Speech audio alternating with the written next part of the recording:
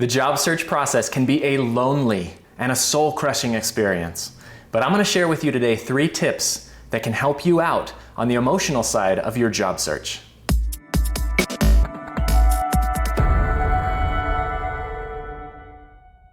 If you haven't subscribed yet, be sure to subscribe and hit the bell, and you'll be notified each time that I post a new video about networking and the job search. I use the approaches that I'm going to show you to land an HR director role with a Fortune 500 company.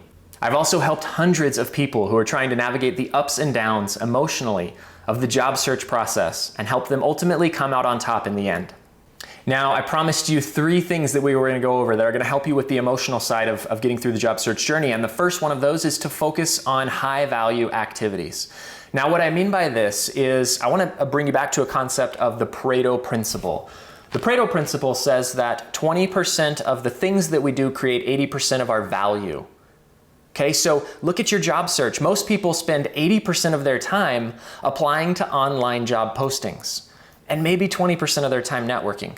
What I'm proposing to you to really gain control is to swap that, to focus 80% of your time on networking, because networking is what ultimately yields the highest results for you. It's the high value work. Okay, so take that Pareto Principle, which tells us 20% of our focus is going to give us 80% of our value.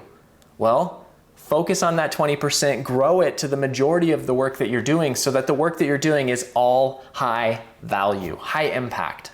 And it will protect your emotions, and it will ultimately give you a much better result from your job search to focus on those high impact, high value activities.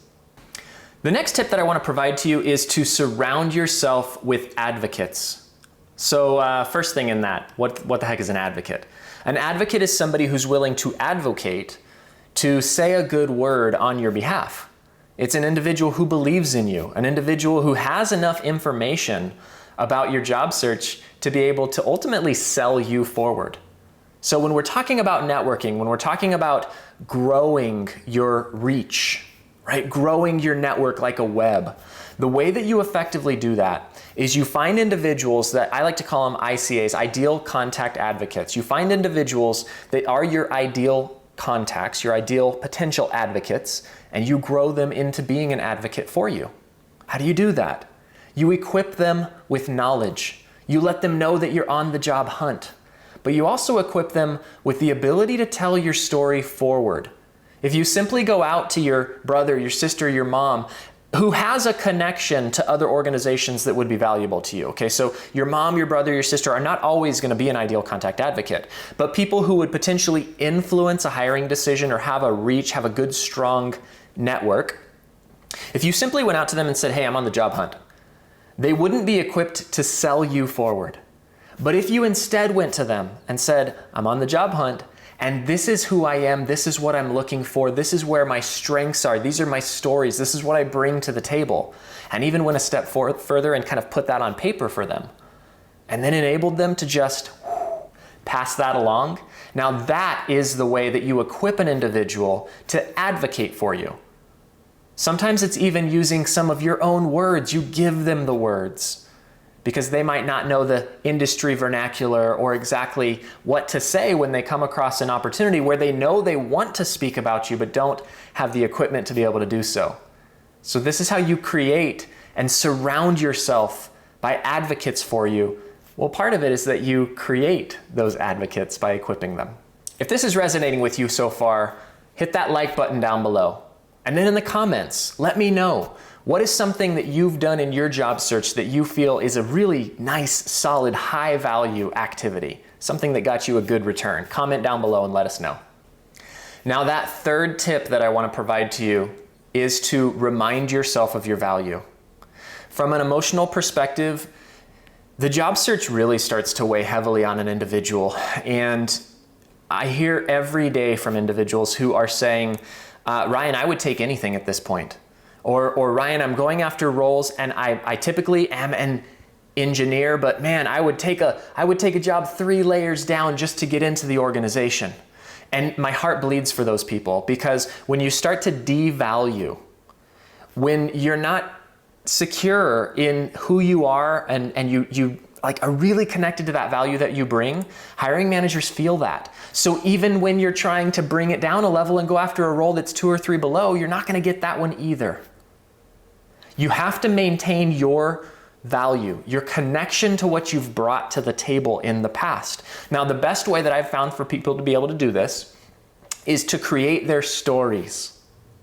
So when you look for those moments that you really delivered amazing results before in the past, and just write those out.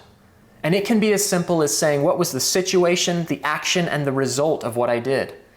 When I was faced with lowering attrition year over year, I put together a cross-functional team of individuals and met with them on a weekly basis for 2 months.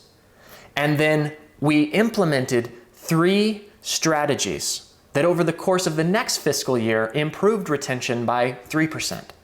Okay, situation, action, result is an example. When I know that those are things that I've done before in the past, and I can go back to those and I can talk to them, speak to them in the interview, in the networking conversations, in the resume, on LinkedIn, and remind myself of those times when I really delivered impeccable value, that will help to boost up your energy, it will help to boost up your confidence, and it will help you maintain that value that you had when you first started in your job search, or it'll help you get it back if you've already lost it. With those 3 tips, I equip you to be able to hold some of that emotion and to really stay strong as you're going through your job search. Because hiring managers want to see that consistency, that levelness that you're able to bring emotionally, as well as the products of your work. Now, if you're struggling with that third concept of storytelling, of bringing those stories to the forefront, then I've got a resource that I've created for you called the Interview Storytelling Hacks. And I'm going to post a link to it right here below so that you can go grab that free resource. It'll walk you through on 1 page a 6-step process. I'm a little bit of a nerd, so I love to process things out and make it really easy for you. A worksheet, 6 steps to get those stories written that then you can use cross-platform across your networking conversations, your interviews, your LinkedIn profile, your resume. Okay, so I've got that linked down below here for you to grab. Now be sure to subscribe so that you can get notified of next week's video and the weekly videos that I post as we move forward. Next week is going to be about how to get a job with no experience or with a poor work history. And there's a definite approach that you can come about that from so that you can get noticed by all the right people for all the right reasons.